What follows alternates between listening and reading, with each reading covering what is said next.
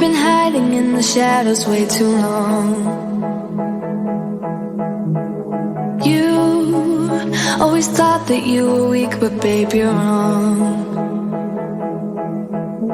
Yeah, you better step into the light, just give it a try. Think that it's time you let that spark out. You've been hiding in the shadows way too long. And who cares if you might mess it up? You're stronger than the others think. And who cares if you might mess it up? Go ahead and shine, darling, go ahead and shine, my dear. 'Cause who cares if you might mess it up? Just shine. You shouldn't doubt yourself, 'cause you're a work of art. You should know that you are perfect with those flaws. Yeah, you better step into the light, just give it a try. Know that it's time you let that spark out. You've been hiding in the shadows way too long. And who cares if you might mess it up? You're stronger than the others think. And who cares if you might mess it up? Go ahead and shine, darling, go ahead and shine, my dear. 'Cause who cares if you might mess it up? Just shine, shine, darling, go ahead and shine, my dear. 'Cause who cares if you might mess it up? Just shine.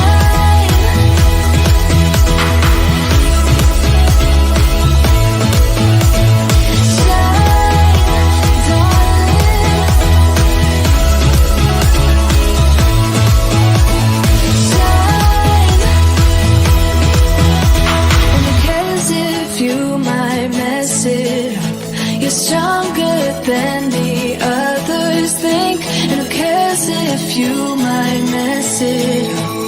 Shine. Go ahead and shine, darling, go ahead and shine, my dear. 'Cause who cares if you might mess it up? Just shine, shine, darling, go ahead and shine, my dear. 'Cause who cares if you might mess it up? Just shine.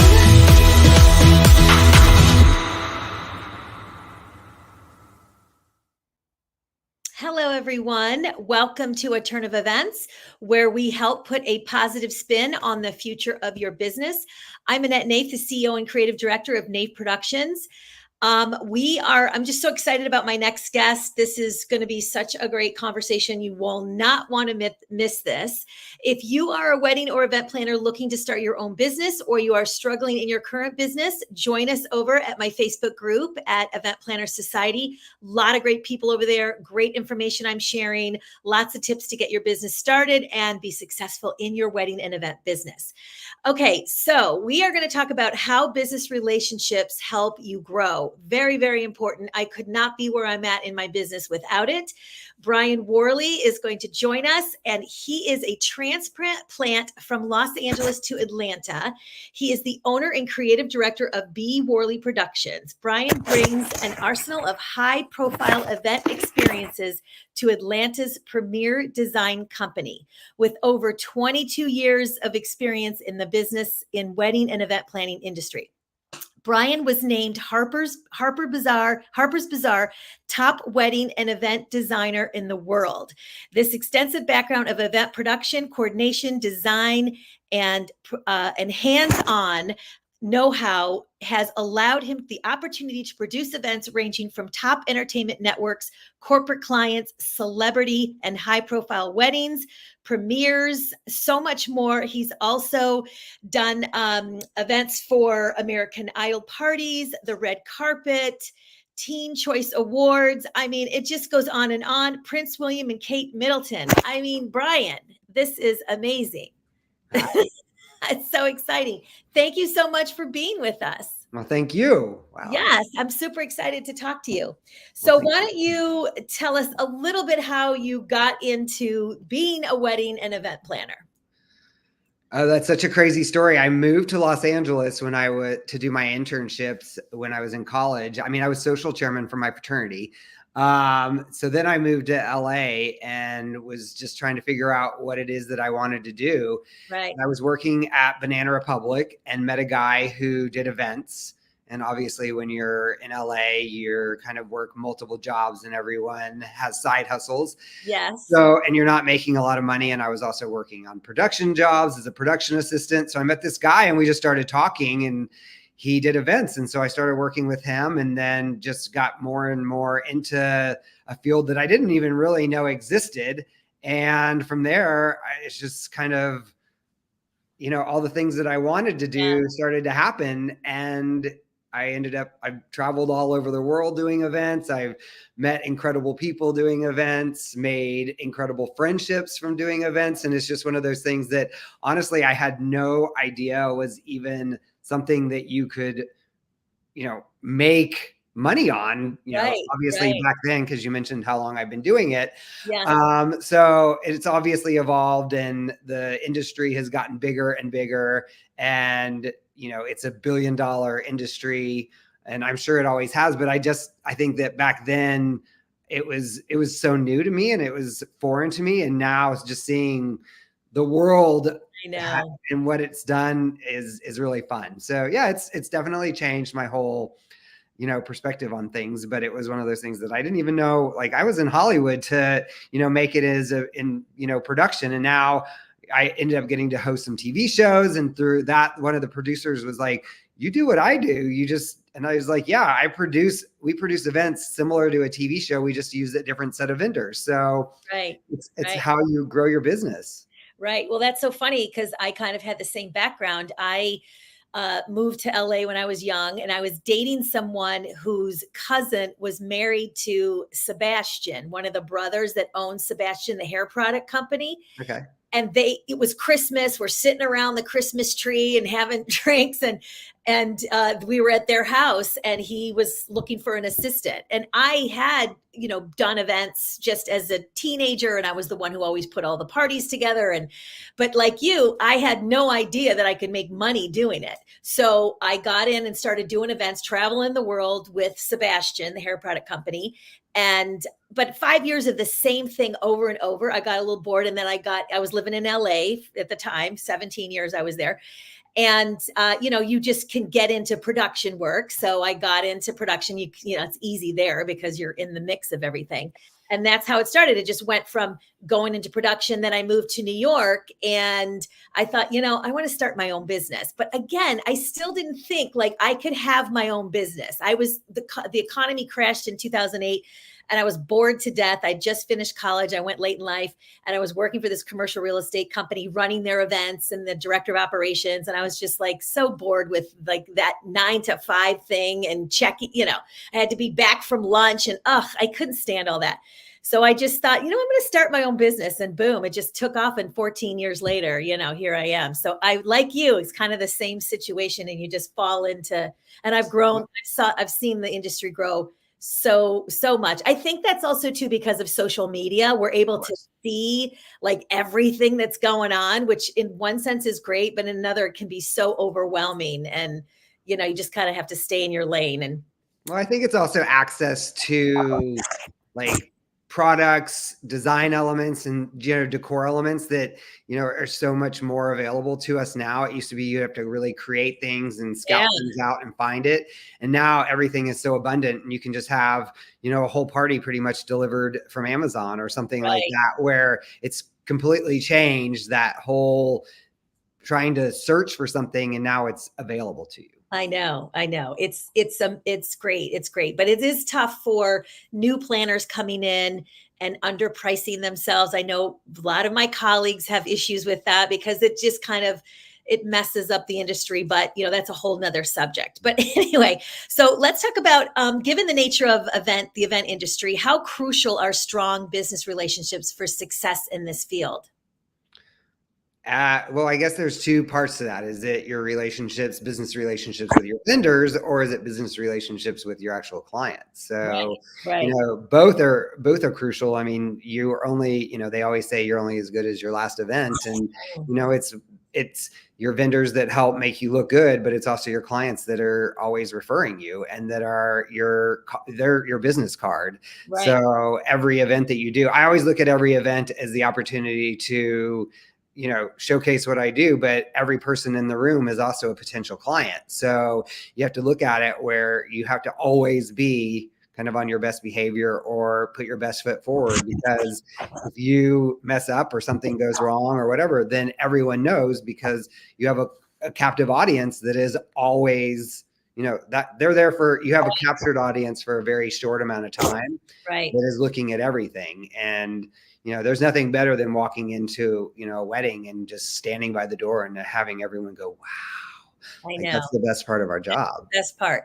But also what's tricky, and with the reason why I don't like to have, this is a perfect example of why I don't like to have vendors coming in that I don't know, right? Because if, the bride wants to bring in her friend who was a DJ at some other party, that's not going to turn out well. So we're very strict about, how are you on that? Well, I mean, and it used to be more, I mean, now I've gotten, I think, further in my career where I don't have as many of the brides that I used to, that were like, my bridesmaids will help set things up. And, and I was like, we love friends. We love friends. And if they want to come and show up, but we cannot rely on them, because if they think they're going to come help on the day of the wedding, but then they had so much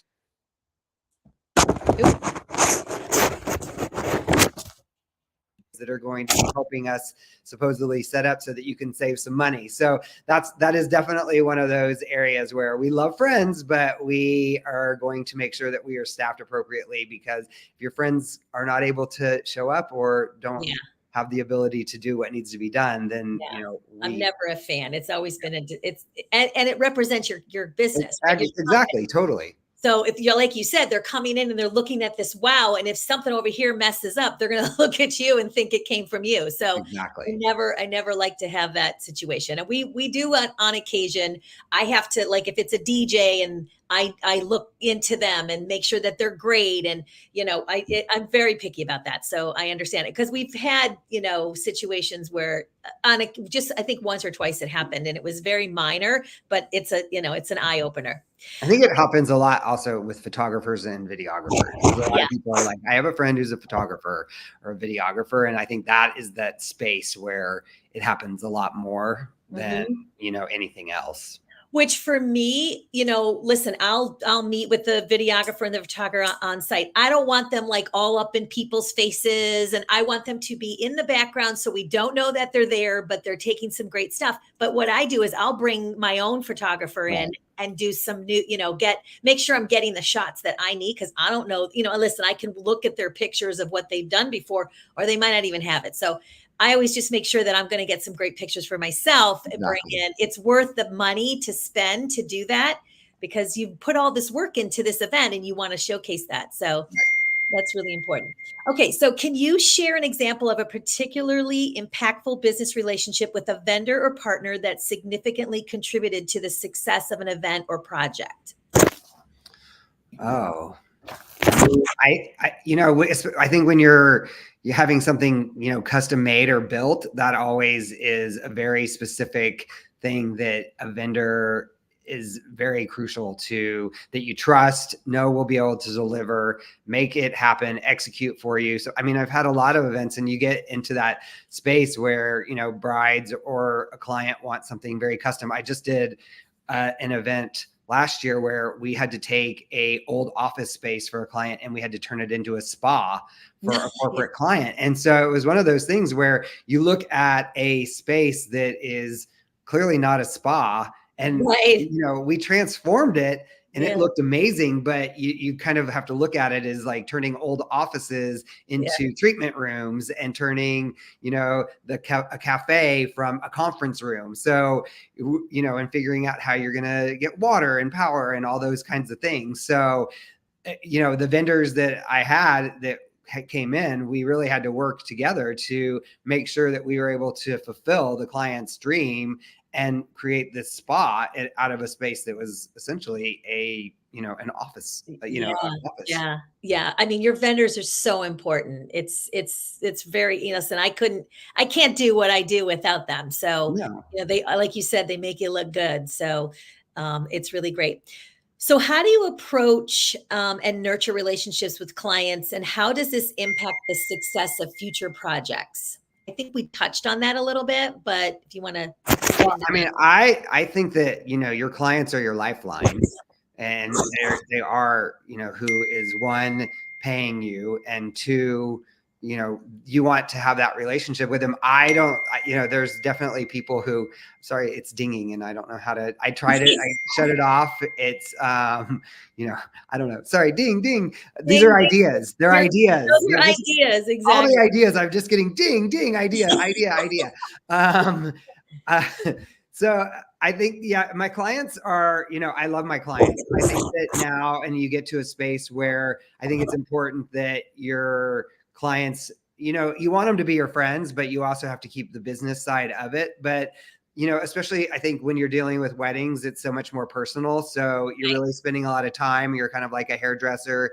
You learn all the details when it comes down to, creating that seating chart, which I think is the worst part of planning any wedding. And then you find out why Uncle John and Aunt Susan do not like each other and they have to sit on opposite sides of the room. And you really get into the minutia of the family dynamics. I think that's one of those areas where you become the kind of the therapist.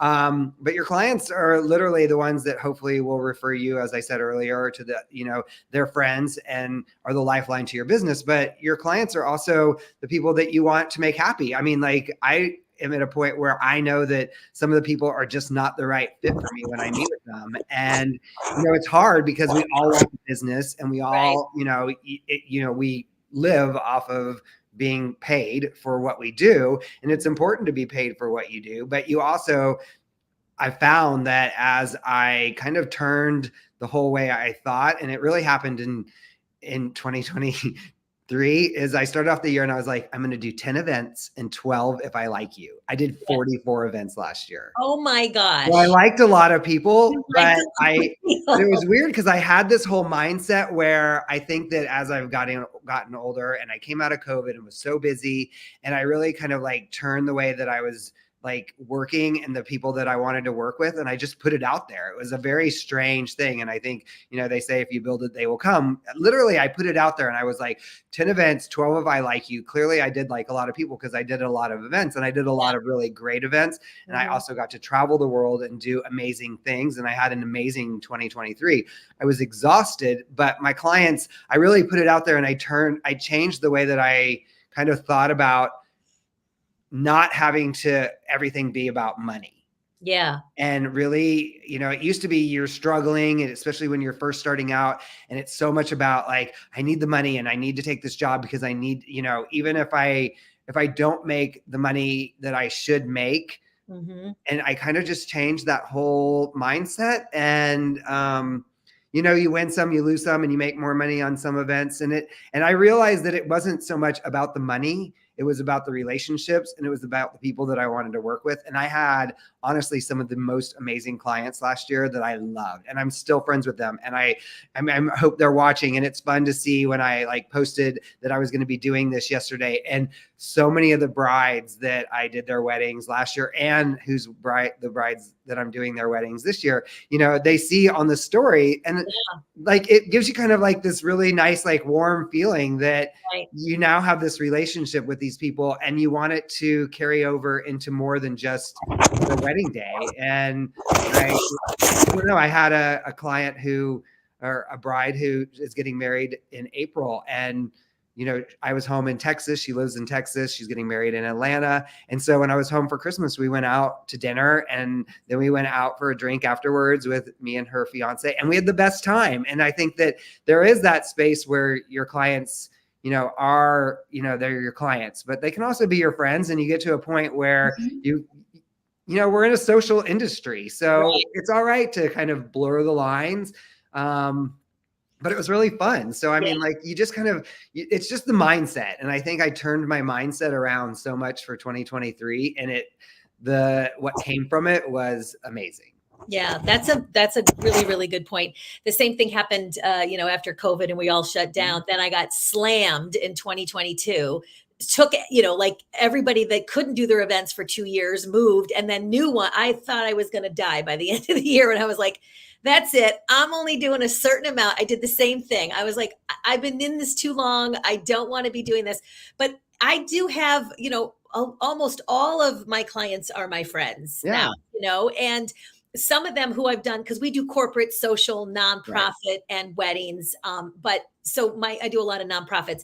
And, one girl said, there's many of them has said it, but this one particular one said, when I get married, you're going to plan my wedding. And sure enough, last year I was able to do that. So it was, we did it in South Carolina, which was really, really fun. And, it's always great to do it there.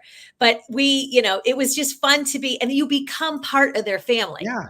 You really are. I mean, you meet everybody, their best friends and their grandmas and their, you meet everybody. So it's definitely being part of the family. It's a lot of emotions, and like being a therapist, like you said, someone called me that, and I actually went out and bought the URL eventtherapist.com or something. I never used it, but I thought, maybe there's something there. So anyway, okay. So how vital are internal business relationships, such as those with colleagues and team members, to deliver successful events? I think that's so important, because the people that you have around you, your inner circle, are the people that are going to make you look good. And they know you, know them. And I think it's about trust. It all comes down to trusting each other and making sure that, I trust you to go do what you're going to do. And that's why I think, like, my floral team, I am one of those people that, I started out and lived in a studio apartment in Los Angeles, and I would go down to the mart and I would buy all the flowers and do the flowers myself.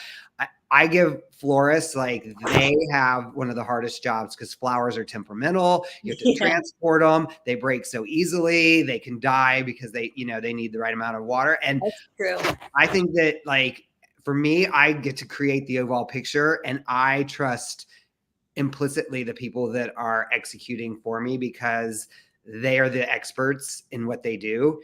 And I can put together a flower arrangement, but that is not my expertise. But the people that do it, I trust them. I let them do what they do. Obviously, we have to work together, and there has to be the ability to take constructive criticism. It's not exactly what I had in mind. Can we change this? But I think that it's very important to give. I also feel that when you give people, especially creatives, the space to be creative, you're going to get so much more out of them, and you're going to get such better product. So I always am like, go with it. This is my vision.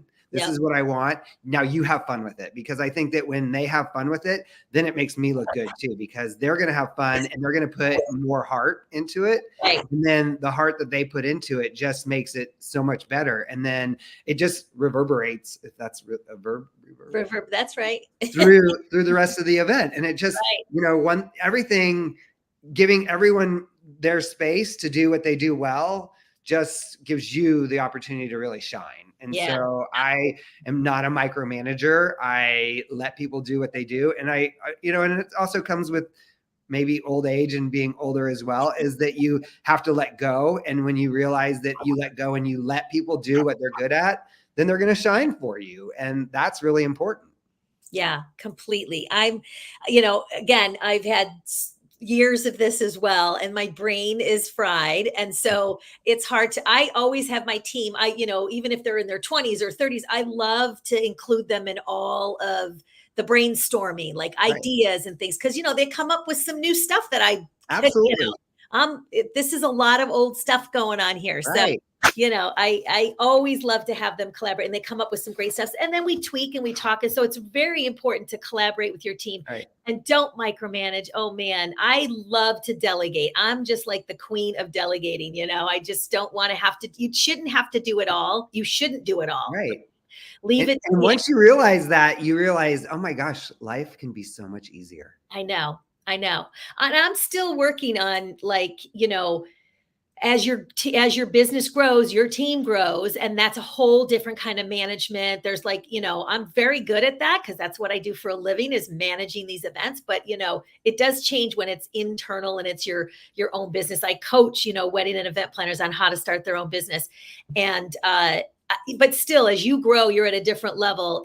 I'm still, I'm always about education. So I think education on your business, and as you grow, and having a coach, I think is very, very important. So but learning how to manage that team and keeping them involved is really good. Okay, so what challenges are unique to forming and maintaining business relationships within the event industry, and how do you navigate that? Well, I think that and especially COVID is a great, example of it, is that you develop all these relationships and you build them, and they take obviously years to foster. And having done events, or I'll use hotels as an example, is you work with the hotel a lot, and then say COVID, or any vendor, but then COVID, everything changed, and like all these relationships that I had and the people that I knew are no longer there. And so now you have to start all over while trying to execute the events that you have. And I think that that's where the turnover rate really causes a lot of issues in those outside vendor things.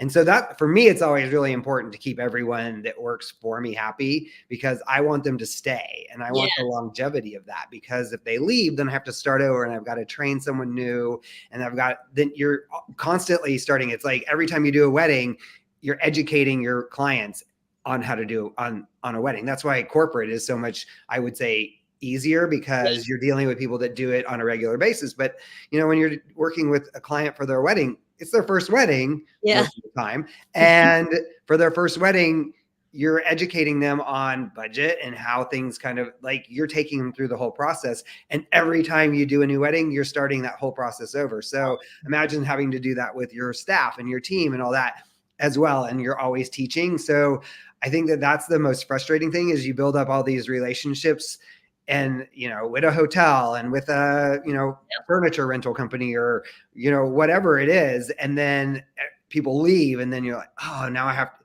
like, they know how I think, they know my brain, they know how they know how important the relationship is.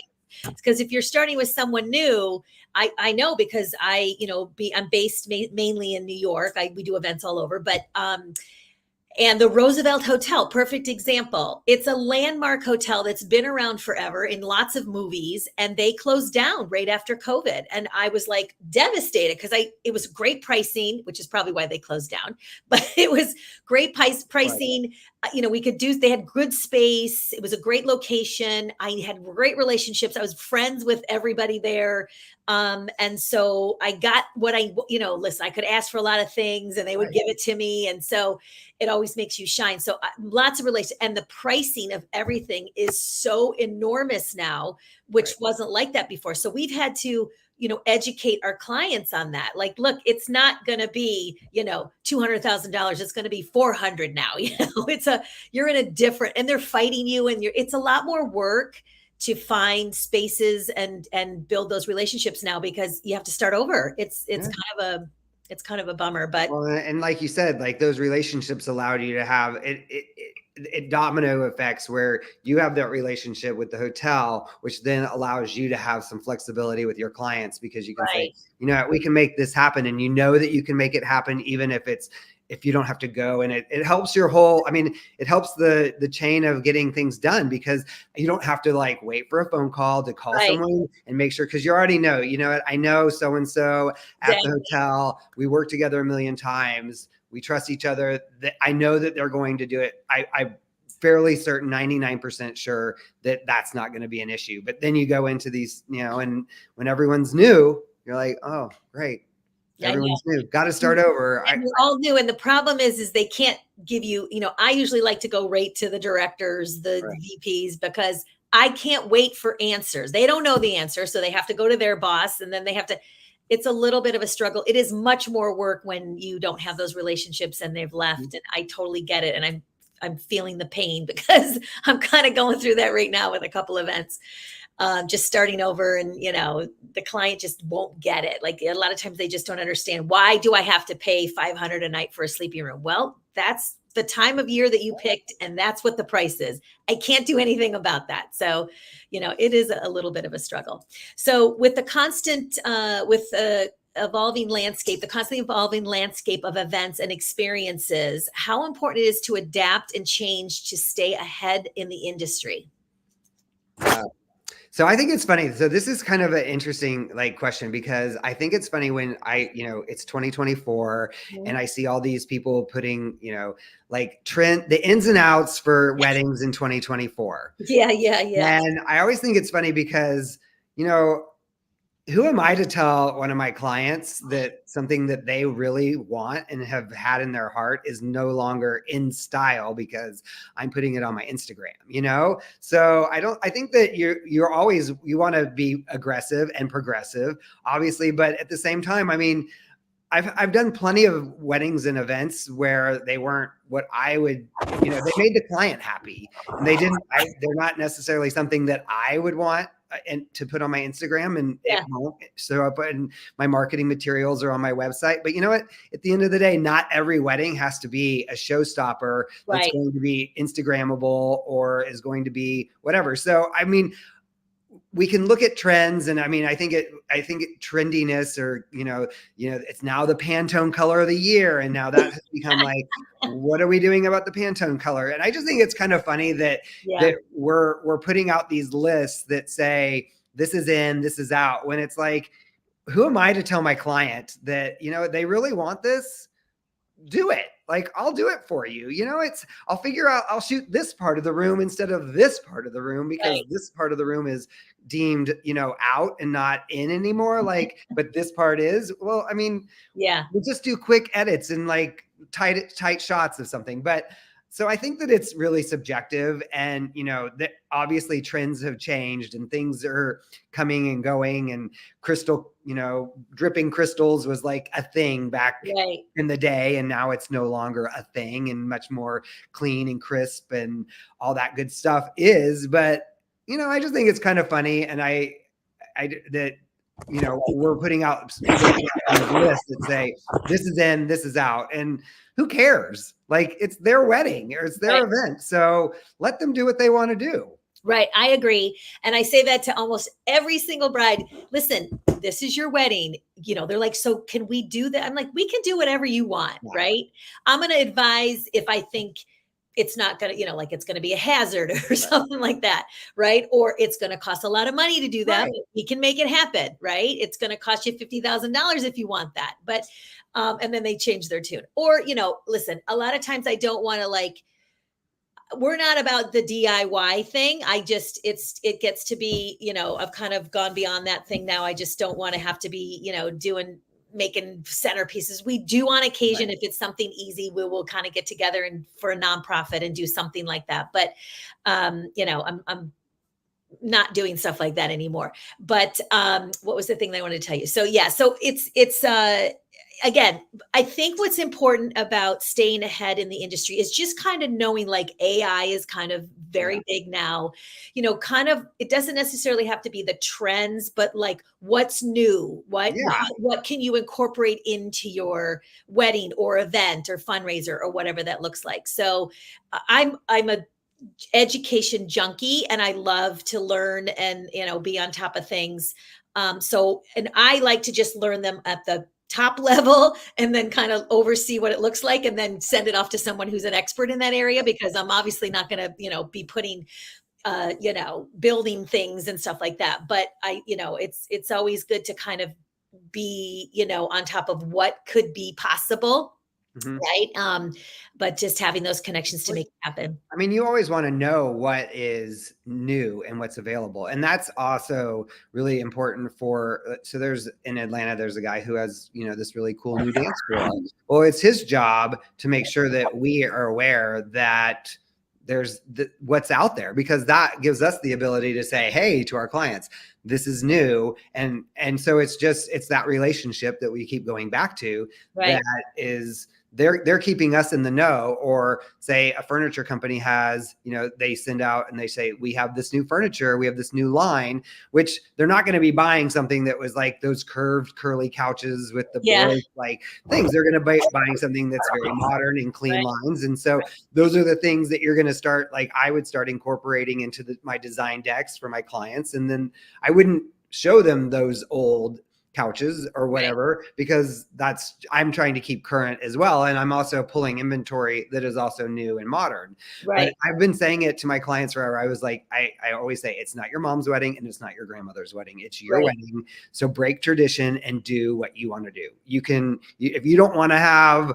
other than pretty much saying I do, but it can be whatever you want it to be these days. So there are no rules I say anymore. It's like break tradition, do what you want to do. And I think that as we are in such a experience driven personality, who am I kind of world these days, that exposing who you are, like making your wedding about you is the most important thing. Like this is the night to celebrate you and the person that you're marrying. So why not make it just as immersive as possible into who you are as a couple, and making sure that all of your guests walk into the room and they're like, I get it. This is so them. This is so them. Like I can recreate, for my clients, I always tell them, I can recreate pretty. I can recreate your Pinterest board like no one else, because that's just copying someone else's. And it's flattery, but like, let's go a little deeper. Let's figure out like who you are and how we can make this you. Right. Such a great point. So can you share some insights into building and nurturing relationships with event sponsors and how those relationships impact the success of events? Sponsors, as far as like if they're actually paying for the event. That's different. You can actually get wedding sponsors. I think that people have done that, but I think this comes into, events and corporate and nonprofit sort of thing. I mean, that was, back, when I was in LA, and most of pretty much, I would say 95% of the events that I did that were entertainment were always had a sponsor. So that was, American Idol was Ford, AT&T, Coke. So we were always having to incorporate these brands into the overall design and decor. Teen Choice Awards, every year I would love it because I would get the surfboard, and the surfboard had a different look, and that was what I got to design around. But we also had to then incorporate all the sponsors into the design as well. So making your sponsors happy is obviously the first most important thing, because they're the ones that are providing that money. But I always found, like, I would always say, give me that sponsor like checklist of everything that I've got to make sure I'm doing so that they are represented in every form. But then it was really important for me to figure out a way to incorporate their logos and their branding into the event, so that it wasn't just like right in your face, but it worked into the decor. So one time we did Teen Choice, and we created an art gallery, and we created artwork with the logos and made it into like an art gallery. And one time for American Idol, we took the logos, and we had this venue that was all windows. And so we did a decal on all the windows that was, I called it an onion, but it was kind of like that mod 70s pattern. And inside the pattern, we did the logos and replicated it, and we did the whole window, so you could still see out the window, but it became a design element that was in the colors of the event. So it was really important. And I think that it goes both ways, is that you need to keep the sponsor obviously happy, because they're the ones that are paying or giving the financial ability to pay for the party. But then also you really want it to look like it belongs in the event, and that the party is not just a fully branded event that is sponsor. You're throwing up sponsor everywhere. Exactly. No, I think that's great. And you just made a good point that made me think of something is when you're doing some kind of element like that, I think having relationships with like, other planners, successful people in the industry who do innovative stuff. And not so like if I was looking to do something like that, could contact you and say, hey, who helped you pull that all together, right? So reaching out to colleagues who can help get those vendors to you. So that's another reason why relationships are important, right? Well, I think that as this industry has grown, so have the relationships that we all have, and through all these different conferences that are now available for us to attend and meet and greet and stuff, that we've now, where it used to be that we were competitors, we're now colleagues and we're supportive of each other and we become friends. Like I would say I had my 50th birthday last year in Italy, You're a and baby. it was I saw it actually. It was a really fun party, but I had 50 people in Italy for my 50th birthday. And I mean, people had their spouses or whatever, but there was 12 event people there. So, and that were planners and that could be deemed my competitors, but they're my best friends. And they came to Italy to support me again, along with, family and friends. But I had 12 people that are in the wedding and event industry at my birthday that typically maybe in the past wouldn't be something that we would be that close. But I mean, these are the people that are in my inner circle that I travel with, are some of my dearest friends on the planet. And I rely on those relationships with them, not only as friends, but as also we work together, or, as for information, or to download and to, bounce things off of each other. So I've had some colleagues reached out to me and say, listen, I can't be at this event. Can you go and help produce the event for me on site? I can't be there. One of my friends was having a baby and she couldn't travel. So it was a 3-day event. And she's like, I'll give you the run a show. You'll basically know what to do. And that's what happened. And so those things are you building relationships, not only help you in getting vendors, but also you could get work, right? Because they're like, I can't handle this, but I know Annette can do a great job with her team. So I have started freelancing for a lot of my friends, and although they need help, and I'll just, and it's so nice. I don't have to be in charge. I know. I just get I like it. Yeah. I get to help and be, just do whatever they need help with. Yeah, it was great. I recently called a show she was there. It was another colleague, but she needed extra help, and she wanted me to run, manage all the AV, and because it was a corporate event. And so she knew I had the experience with it. So I ended up running the AV team and calling the show and all that. I just walked in and had no idea what the event was about.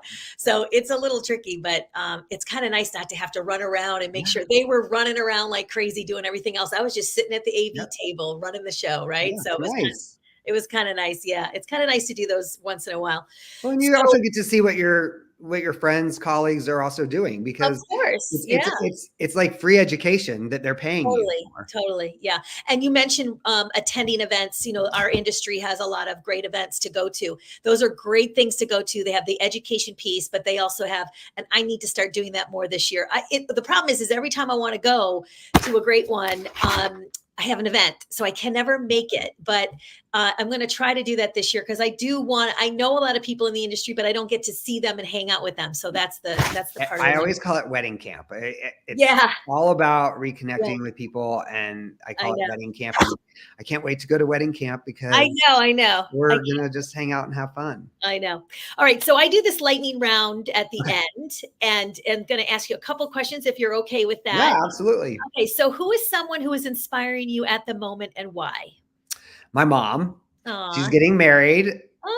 She's 77. And so it's very interesting to how many people get to actually plan, that are in the wedding industry, get to plan their mom's wedding. That's so it's been a lot of fun. It's definitely been one of those things where the other day she's trying to decide between venues, and they're trying to, she's like, do we want it small? Do we want it big? What do we want? And she's like, I need to know, like, what it's going to cost for this stuff. And I was like, I'm sorry, but that's not how we work. We need to pick a venue first. And once you've picked a venue, then we will move forward with doing, the rest of the design and all the other elements. But once you pick a venue, then we can move forward, and just know that it's going to cost money and that you are, so it's funny. And she just started laughing. I was like, that's how we deal with all of our clients. Yeah. And so she was like, she just thought it was funny, because I was like, I'm not going to sit here. I go, you don't want me to waste your time. She sells real estate. You don't want me to just waste your time and say, hey, whatever. So, it was one of those things where she's inspiring me, because I'm really thinking of, like, she doesn't want a big wedding, but then of course I'm like, this is my mom and I have to go all out. And I'm like, what am I going to do for my mom? And so it's fun. Yeah. And it's definitely, my mom and I are super close. So like, I want to give my mom the most amazing wedding ever. And my mom's like, we just need something small and simple. And of course, me and my brain and my heart is like, it's just going to be like the biggest party and the best party on the planet. And, we're going to wow everyone and stuff like that. So I'm being inspired, and I'm also having to keep it in. But you can do, and you definitely should do some surprise stuff, right? Oh, wow. Once she figures out the venue, then we're golden, and I can figure out all the rest of the stuff, and we'll definitely make. That's so fun. That's so fun. Okay, so what's the best advice you've ever received? Does it have to be event related or just in life? Just in life. I always say that my dad gave me the two best pieces of advice ever. One, when I was in college, he said, it's easier to bring your grades down than it is to bring your grades up. So first year, make the best grades you possibly can. And he was so right, because I worked my ass off, my freshman year, and it ended up, I graduated, with honors and all that stuff. But I just remember looking at my fraternity brothers when we were pledging our freshman year and just thinking, my dad gave me this advice and I'm going to remember it. And the second piece of advice is that my dad said, if you start investing in the stock market and mutual funds when I was younger, you can retire a millionaire. And he would say, if you put $10 in, I'll match it. And from when I was a little kid, he's helped me invest. And I wish I had that. It was honestly, since I was 13 years old, I've been investing in the stock market and, mutual funds and all that stuff. And so those would be the two, and my dad and I weren't really that close. He's passed away, but the two best pieces of advice that I ever got were from my dad. That's awesome. Isn't that funny how that turns out? So what are you most looking forward to this year? Definitely my mom's wedding. When is it? It's in June 22nd. Nice. So that will be fun. I'm building a house. And so it's been a 2-year process. So it should be done in the next few months. So I'm very much looking forward to that. And then, I have some really cool speaking engagements that I'm doing at wedding conferences, and I'm super excited about those because I feel like the US, I'm really comfortable in the US, and I really have this desire to move to Europe or move internationally. And so I've really started to build an international foundation. And so I have 3 speaking engagements that are not in the US. Awesome. And so I'm really excited about those, just to kind of see where in the next few years my life can hopefully take me, internationally. Yeah, that's fantastic. That's kind of on my my list this year, is to speak more too. So, all right. So what's your favorite tool you use in your business? My phone.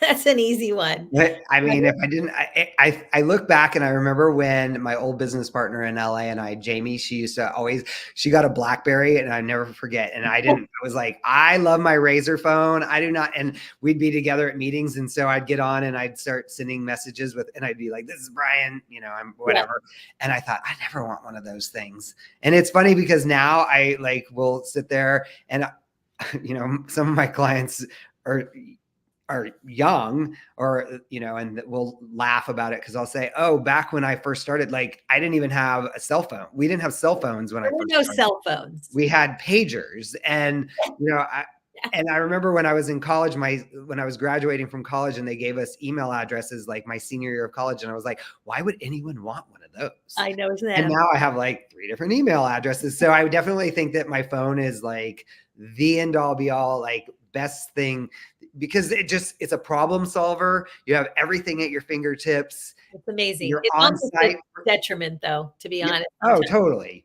I mean, I said this year I was going to not look at my phone when I woke up in the morning. Well, that hasn't worked out so well. So I need to be more disciplined. But, I spend too much time, those hours I could be. It's early, but it's too much time scrolling. But I'm also looking to, I'm kind of on there because I'm all over social media and seeing if anybody's reached out or answered questions or I am working, but honestly, I probably spend an hour that I shouldn't be scrolling stupid stuff. We all do. I know. I don't want to do it. It's a little pain, but so that's awesome. Okay. So last question. What's one piece of advice you'd give to wedding and event planners just starting out? The piece of advice I would give to people just starting out. I would say that it's not always about the money. I think that it's about having fun and loving what you do, because if you have fun, you will get paid somehow and we're rewarded for it. And every single thing happens for a reason. Yes. I mean, before I moved to Atlanta, I kind of was in this point in my life where I thought, what am I doing with my life? And so I don't know if you've ever heard of the Camino de Santiago, but it's a 500-mile backpack trip across Spain. Wow. So I spent 25 days, backpacked across Spain. I started out by myself, met amazing people while I did it. But it's a religious pilgrimage. So there's churches along the way, and it's been happening for thousands and thousands of years. But I had this mindset, I'm 44 years old. I'm going to backpack across Spain. I'm going to go 500 miles. I'm going to get to Santiago. The skies are going to part. Angels will come down. I'm going to have all the answers to life. I'm going to know everything that's happening in the world. All the answers are going to be there.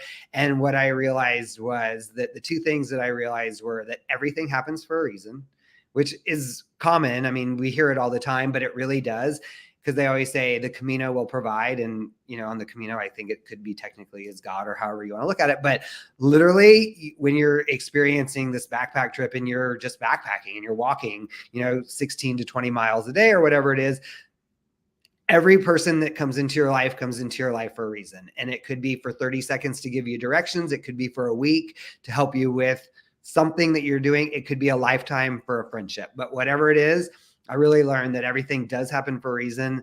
Have fun doing it. And that if you do have fun doing it, you will be rewarded in some way. Yes, I couldn't agree more. And also, don't give up. I know there were times it's going to go like this, right? It's never going to be a straight, easy path. Be consistent, I've got to be visible out there and be consistent and don't give up. That's what happened. I just kept going and going and going. And eventually I've, built a pretty good business. So, well, I have a question for you. So, I mean, so I, interact with a lot of people in this industry, and everyone is saying that they're really slow for this year. I am a little slower this year, but so I have a philosophy on it, and I would love to know your philosophy. Okay. And I can either tell mine first or you. Go ahead, tell yours. So my philosophy is, and this is what I'm telling everyone, is my way of trying to make everyone feel better about it, is that we were so slammed, as you said earlier, coming out of COVID, and we just did postponed all the COVID events, all the weddings, we did everything, we got done, and everything kind of ended now. Mm-hmm. So then I'm thinking that for 2.5 years-ish, we were all confined to our homes. So we didn't get to meet people. We didn't get to date. We didn't get to socialize so much. Right. So all those people that finally, once we came out of COVID, that started dating and met each other, are going to start getting engaged. And then we're going to see that it's going to be the end of the year. 2025 is going to be busier again. But everyone is like, I'm really worried. It's very slow. It's very slow. But well, that's good to hear, because that's funny. At the end of every year, people always think, oh, you must do a ton of holiday events. I don't. I never do. I don't know why. Just not something in my business that I do, which is fine by me because I love December because I'm slammed. September, October, November, I'm just, oh my gosh, I'm just ready to shut down in December. But when I first started, it's been the same thing every year. It's so funny. I would get really nervous, right? I would get so nervous, like, oh my God, it's so quiet. I couldn't stand the million of emails that are coming in. But I've learned to embrace it over the years that I love it. But now I did say in December that I really don't want to do a ton of events. I think we mentioned this earlier. I just want to do like maybe 10 events for the year. And I'm building a coaching program as well. So I'm working on my coaching program and I love to teach. So it's part of my passion is to do that. So I'm really trying to focus on that too. So that's a whole nother business that I'm building. So it takes time and you have to, it's a whole nother animal. But I start to get a little nervous because I'm noticing that it's a little slower, but I just feel like you just kind of have to embrace it. And what I'm doing is learning, right? So I'm joined I'm doing a coaching program with somebody that's helping me, advance my business and really try to take it to the next level. Because again, I love to learn, and I want to see what other people are doing. And maybe there's some good tips that I can learn in my business that I haven't put in. Cause I kind of learned it myself. I mean, I have had coaches along the way, but you kind of do it yourself really. Well, and where we are, I mean, there wasn't classes. No. There wasn't education. There wasn't the conference stuff. There No. wasn't the accessibility to, coaches like you back when you and I stared. So No, like, not we at were all. just like, okay, we're going to do this. I mean, and we're going to do it and just kind of do it. But now there are so many resources, especially for, people that are just starting out and those people. So when I started, I was in tears. First of all, I had done events for 20 years, so I knew how to do events. I just didn't know how to run the business. What should my pricing be? What form should I have? How do I talk to the client? What's the whole process, right? My systems and all of that. So I was in tears. I couldn't get anybody to help me. I'd reach out to people who were successful in the business because I, wasn't starting really at the bottom.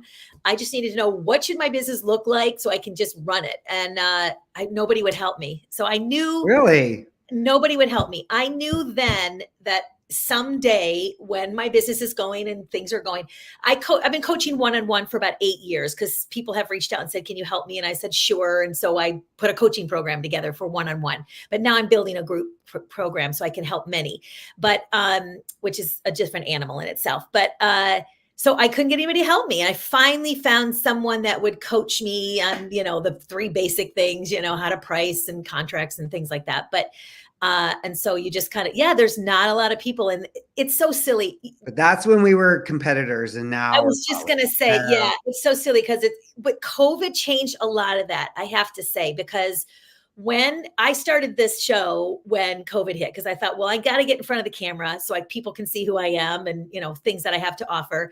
But I didn't want to do it by myself. So I thought, I can interview and talk to the best of the best, right? So I can interview anybody. So I started that, but it started out helping people in the industry. Like, what are you doing?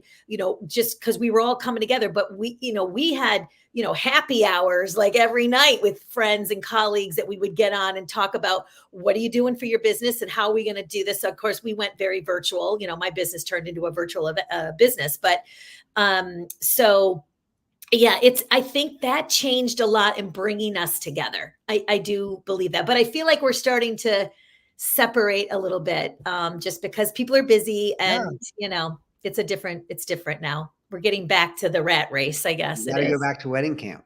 Yeah, I'm going to come. I want to spend some time with you and Angela. You and I have a mutual friend who I adore and she's a riot. So thank you so much, Brian. How can people find you? My Instagram is Worley Productions. Facebook is the same. So great. Email is brian@brianworley.com. So great. Instagram or whatever. Awesome. Well, I look forward to actually spending time in person with you this year. And thank you so much for your time. It's very nice of you to spend time with us. Oh, thanks for having me. It was so much fun. Okay, great. All right, you guys, we'll see you soon. Thanks for joining. Talk to you soon. Bye. Bye-bye.